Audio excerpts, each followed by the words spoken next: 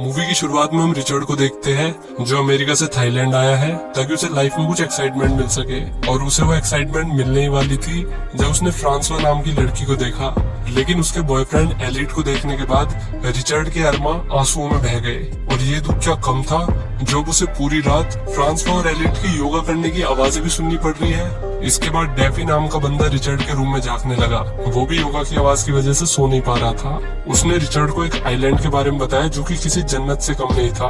Richard को उसकी बात पे यकीन नहीं हुआ, लेकिन अगले दिन उसे अपने दरवाजे पर एक मैप मिला। वो इस मैप को लेकर डेफी के पास गया, लेकिन डेफी तो खुदकुशी कर चुका था। उसे शायद जन्नत देखने की कुछ ज्यादा जल्दी थी। पुलिस से बात करने के बाद वो अपने रूम में आ गया। अब उसने धरती पे जन्नत देखने का फैसला कर लिया था, और उसके पास उस जन्नत का मैप भी था, लेकिन वो वहाँ अकेले नहीं जाना चाहता था। इसलिए उसने फ्रांसवा से पूछने का सोचा, और अपनी क्रश फ्रांसवा से बात करने से पहले उसने घंटों प्रैक्टिस की। इसने तो मुझे मेरी याद दिला दी। खैर, रिचर्ड ने उन दोनों को सीक्रेट आइलैंड के बारे में बताया, और सरप्राइजिंगली वे दोनों चलने के लिए भी तैयार हो गए। रिचर्ड को बिल्कुल आइडिया नहीं था कि वहाँ कैसे पहुँचना है, पर एलिट ने सब कुछ मैनेज कर लिया। ट्रेन की टिकट और टाइम टेबल से लेकर रिचर्ड की जलाने तक सब कुछ मैनेज कर लिया। अब ये लोग एक बीच पर आ गए। यही सब देखने के लिए तो मैं थाईलैंड आया था। अरे फ्रांसवा का खसम कहाँ से आ गया? भाई ये देख, मोए सीक्रेट आइलैंड का रास्ता मिल गया। हम पहले निट्टू नाई के दौरे को जाएंगे, वहाँ के बाद 4 नाली छोड़ के कुत्ता बैठे है, ठीक उस कुत्ते से सीधे हाथ पे हमें नॉक की सीध में चलना होगा। अरे बाबू, आप फिर मजाक कर रहे हो? हमें इस आइलैंड से सीक्रेट आइलैंड तक तैर के जाना होगा। ये सुनते ही रिचर्ड के तोते उड़ गए, लेकिन वो फ्रांसवा की बात टाल भी तो नहीं सकता था। इसके बाद वो अपने रूम में गया, लेकिन उसने अपनी चाबी कहीं गुमा दी थी। ये देखकर उसके पड़ोसियों ने उसे बियर पीने के लिए बुला लिया। वे लोग उसी मिस्टीरियस आइलैंड की बात कर रहे थे जहाँ पर रिचर्ड जाने वाला था, लेकिन ये लड़के इस आइलैंड वाली बात को कहानी समझ रहे थे। अगले दिन यहाँ से जाने से पहले रिचर्ड ने अपने पड़ोसियों के लिए एक मैप की कॉपी बना दी। इसके बाद इन्होंने बोट ली और अपनी सेकंड लास्ट डेस्टिनेशन पर पहुंच गए। ये एक सुनसान बीच था। यहाँ से तैरकर ये सीक्रेट आइलैंड पर जाने वाले थे। रात में फ्रांसवा तारों की पिक्चर्स ले रही थी। फिर उसने रिचर्ड को भी फोटो लेने के लिए कहा, लेकिन फ्रांसवा को क्या पता कि वो फोटो नहीं बल्कि कुछ और ही लेना चाहता है। अगले दिन ये तीनों अपने और आइलैंड के बीच की दूरी का अंदाजा लगाने लगे। ये लोग सोच ही रहे थे, इतने में रिचर्ड ने डुबकी लगा दी। गांव में भैंसन के साथ नहा के रिचर्ड को इतनी बढ़िया प्रैक्टिस हो रही थी कि उसने इन दोनों को पीछे छोड़ दिया। थोड़ी देर बाद एलिट के चिल्लाने की आवाज आई। उसने रिचर्ड को घबराते हुए बताया कि फ्रांसवा को किसी चीज ने नीचे खींच लिया है। ये सुनकर रिचर्ड की फटके चार हो गई। क्या तुमने किसी शार्क को देखा था? मोना पता भाई, बस फ्रांसवा अचानक गायब हो गई। तभी पानी में से रिचर्ड की तरफ कोई चीज बढ़ने लगी। रिलैक्स बॉयज, प्रैंक हो रहा है, प्रैंक। अब ये लोग फाइनली जन्नत जुबैर कहे जाने वाले आइलैंड पर पहुंच गए। 1 किलोमीटर स्विमिंग करने के बाद इनके कुत्ते फेल हो गए थे। देख देख अब कैसे जंगली सुअर की तरह हाँफ रहा है। और बनो हीरो। इसके बाद ये लोग झाड़ियों में से होते हुए चरस के खेत में पहुंच गए। ये लोग खुश तो ऐसे हो रहे थे जैसे नए कपल्स गन्ने के खेत को देख के खुश होते हैं, लेकिन इनकी खुशी ज्यादा देर नहीं चली, क्योंकि रिचर्ड ने अपना पूर्वज देख लिया था, जिसके गले में एक रस्सी बंधी हुई थी, और रस्सी का दूसरा सिरा एक आदमी के हाथ से बंधा हुआ था, जिसके पास AK-47 थी। बंदर ने उस आदमी को उठा दिया। ये तीनों उन हथियारबंद आदमियों से बचने के लिए खेत में छुप गए। एक पल को तो लगा कि रिचर्ड का पूर्वज उसे पहचान लेगा, लेकिन रिचर्ड ने पानी की धार मार के उसे भगा दिया, और फिर खुद भी वहाँ से भाग गया। इसके बाद कपल्स ने वापस लौटने का सोचा, लेकिन रिचर्ड को तो हीरोगिरी करनी थी, और हीरोगिरी वापस जाने में नहीं बल्कि आगे बढ़ने में है। अब ये लोग एक झरने के किनारे पर पहुंच गए, जहाँ से आगे जाने का कोई रास्ता नजर नहीं आ रहा था। इसी बात पर लड़कों की बहस हो गई, और इसी बीच फ्रांसवा पानी में कूद गई। फ्रांसवा से इंस्पायर होके ये दोनों भी पानी में कूद गए।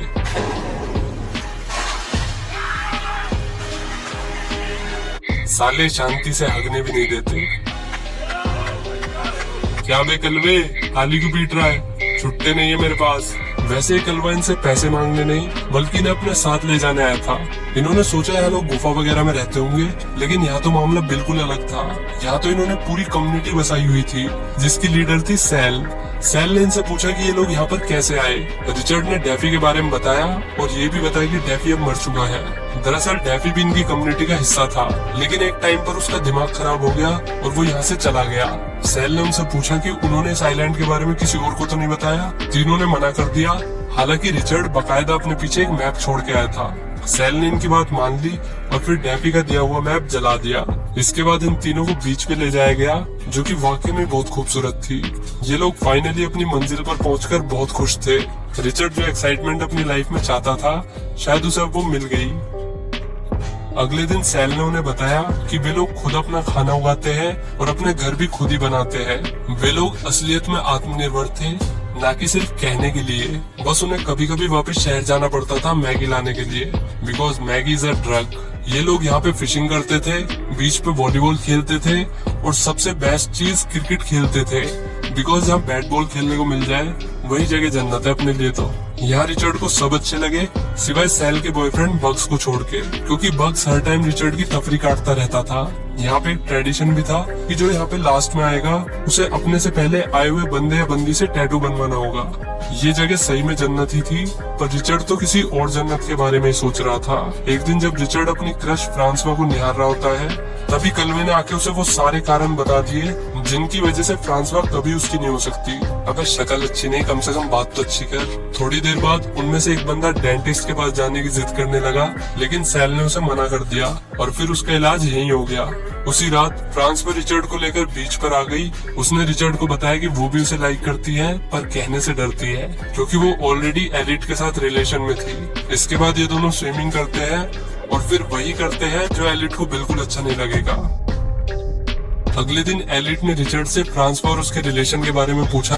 रिचर्ड भी लाइक, भैया कहाँ फोन मिलाए हो, किससे बात करनी है?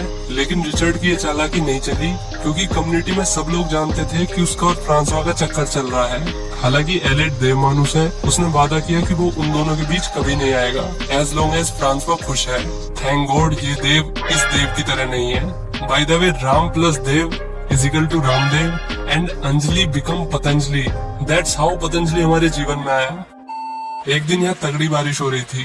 क्रिस्टो ने इन्हें बताया कि ऐसी बारिश में फिशिंग करना बहुत मुश्किल है। अगर मौसम का हाल ऐसा ही रहा तो भूखे पेट सोना पड़ेगा। रिचर्ड फिर से हीरो बनते हुए पानी की तरफ जाने लगा। जब उसने पीछे मुड़ के देखा तो सब लोग उसका हौसला बढ़ा रहे थे, ऐसा उसे लगा। लेकिन असलियत में वे सब उसे वापस आने के लिए कह रहे थे, क्योंकि पानी में शार्क थी। जल्दी रिचर्ड को भी शार्क दिख गई। उसने वहाँ से निकलने की कोशिश की, लेकिन कुछ नहीं। फाइनली वो हीरो बन गया और अब इन सबको ज्ञान देने लगा, बिल्कुल MBA चाय वाले की तरह। रिचर्ड ने ज्ञान बांटते हुए बताया कि अगर तुम ऐसी सिचुएशन में फंस जाओ तो तुम्हें बिल्कुल शांत रहना चाहिए, बिल्कुल मेरी तरह। भगवान आज बचा लो बस। और अगर तुम सब यहाँ तक आ गए हो तो लाइक, शेयर और सब्सक्राइब कर दो। रिचर्ड की चिकनी चुपड़ी बातों से सिर्फ बग्स नाखुश लग रहा था। बग्स ने सबके आगे कहा कि शार्क के बच्चे को मारना कोई बड़ी बात नहीं है। अगले दिन सेल ने सबको बताया कि उनका राशन खराब हो गया है, इसलिए उसे जरूरत की चीजें लेने के लिए शहर जाना होगा। उसने रिचर्ड को अपने साथ चलने के लिए पूछा। हालांकि रिचर्ड जाना तो नहीं चाहता था, मगर उसके पास जाने के अलावा कोई और ऑप्शन भी नहीं था। इसके बाद रिचर्ड शॉपिंग लिस्ट बनाने लगा, जिसमें सभी लोगों की चीजें शामिल थी। आखिर में उसके पास बग्स आया और उसने रिचर्ड को बिन मांगी मसाज दे दी। बग्स ने उससे कहा कि सेल से 1 फुट की दूरी बना के रखियो, नहीं तो जहाँ से निकला है वहीं घुसा दूंगा। अब सेल और रिचर्ड शहर आ गए। शहर की हालत देखकर रिचर्ड को एहसास हुआ कि हमारा आइलैंड ही बेस्ट जगह है। शॉपिंग करने के बाद सेल और रिचर्ड पब में बैठे हुए थे, तभी रिचर्ड के पड़ोसी वहाँ पर आ गए। ये वही पड़ोसी है जिनके लिए रिचर्ड मैप छोड़ के गया था। ये लोग रिचर्ड को थैंक यू बोलते हैं, उन्हें सीक्रेट आइलैंड के बारे में बताने के लिए। सेल भी उनकी बात सुन रही थी। रिचर्ड ने अपना बचाव करते हुए कहा कि वो आइलैंड वाली बात फेक थी, लेकिन जब वे लोग नहीं माने तो रिचर्ड को गुस्सा आ गया और वो उन पर चिल्लाने लगा। इसके बाद सेल ने उससे पूछा कि उसने उन बंदों के लिए मैप तो नहीं छोड़ा था। रिचर्ड ने मना करते हुए कहा कि उसने सिर्फ उन लोगों को आइलैंड के बारे में बताया था। ये सुनते ही सेल ने चैन की सांस ली। रात में इन दोनों ने थोड़ी योगा की। ये योगा सेल के चुप रहने की कीमत थी। अगर कम्युनिटी को पता चल गया कि रिचर्ड ने इस आइलैंड के बारे में किसी और को बताया है तो उसकी हीरोगिरी खत्म हो जाएगी। वापस आने के बाद फ्रांसवा ने उससे पूछा कि उसके और सेल के बीच कुछ हुआ तो नहीं था, क्योंकि सभी लोग कह रहे थे कि सेल को रिचर्ड पसंद है। रिचर्ड ने फ्रांसवा से झूठ बोलते हुए कहा कि वो सिर्फ उसका है। अगले दिन फ्रांसवा उन सबकी फोटो लेती है। इसके कुछ दिन बाद रिचर्ड मजे से गेम खेल रहा था, तभी उसे किसी के चिल्लाने की आवाज आई। उसने बाहर आकर देखा तो वहाँ उनके ग्रुप का बंदा बुरी तरह जख्मी पड़ा हुआ था। उस पर शार्क ने अटैक किया था, शायद उसी शार्क ने जिसके बच्चे को रिचर्ड ने मारा था। खून का पीछा करते हुए रिचर्ड बीच पे पहुंचा, जहाँ क्रिस्टो जख्मी हालत में पड़ा हुआ था। सेल ने क्रिस्टो क्रिस्टो को हॉस्पिटल भेजने के लिए कहा, लेकिन क्रिस्टो पानी से डरा हुआ था और वो यहीं अपना इलाज करवाना चाहता था। दूसरी तरफ क्रिस्टो के दोस्त को इन लोगों ने दफना दिया। वे सब नॉर्मल होना चाहते थे, लेकिन क्रिस्टो के चीखने चिल्लाने की आवाज से सब लोग परेशान हो चुके थे। इसलिए सब लोग क्रिस्टो को जंगल में छोड़ आए ताकि उनके एंटरटेनमेंट में कोई कमी न हो जाए। सिर्फ एलिट ही था जिसके अंदर थोड़ी इंसानियत बची हुई थी। कुछ टाइम बाद सब लोग नॉर्मल हो गए। एक दिन सैल को बीच की दूसरी तरफ कुछ टूरिस्ट दिखे। उन्हें देखकर वो रिचर्ड पर भड़कने लगी, क्योंकि रिचर्ड ने उन लोगों को यहाँ का मैप दिया था। उसने रिचर्ड को उन सब पे नजर रखने के लिए कहा और उनसे वो मैप लाने के लिए भी कहा। रिचर्ड इसके लिए नहीं माना, लेकिन उसके पास और कोई ऑप्शन भी नहीं था। उसी रात फ्रांसवा उसके पास आई और उसे प्रसाद देने लगी, क्योंकि सैल ने पूरे ग्रुप को बता दिया था कि उसके और रिचर्ड के बीच क्या रिश्ता है। जैसे जैसे दिन बीतने लगे, वैसे वैसे रिचर्ड का मानसिक संतुलन बिगड़ने लगा। दिमाग से तो वो बच्चा ही था, इसलिए वो ऐसे इमेजिन करने लगा जैसे वो किसी वीडियो गेम में है। वो फार्मर से भी मजे लेने लगा। उसके हिसाब से जंगल उसकी टेरिटरी थी और उसका मिशन था मैप को वापस लाना। उसके साथी थे फार्मर्स और उसके दुश्मन थे घुसपैठिए।